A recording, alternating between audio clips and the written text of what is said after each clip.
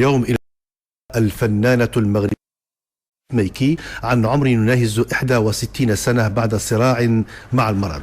والفنانة الراحلة تألقت في العديد من الأعمال الفنية وتميزت بدورها في مسلسل زينة الحياة التي تتم حاليا إعادة حلقاته على الأولى.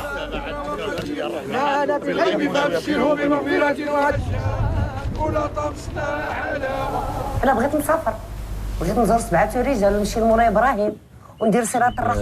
عشت كبيرة ومست كبيرة وعانت وتألمت ومرضت في صمت، وكما شفتوا الجنازة ديالها مشات كذلك في صمت رهيب. الله يرحمها ويوسع عليها، وإنا لله وإنا إليه راجعون. زينب السمايكي من الممثلات الكبيرات في المغرب، من الممثلات الكبيرات مع الأسف ما تعطاش حقها كيف كان خاص، لأنه هو ما ظهرتش في التلفزيون من زمان، ولكن هي ممثلة قديرة.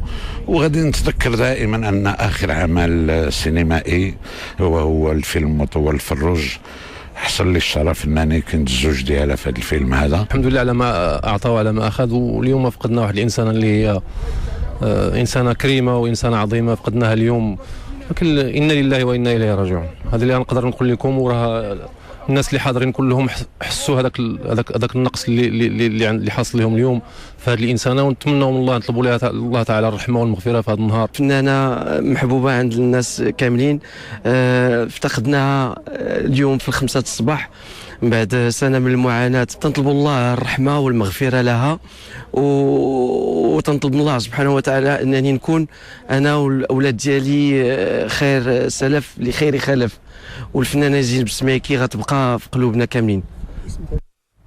تغمد الله الفقيدة بواسع رحمته، إنا لله وإنا إليه راجعون.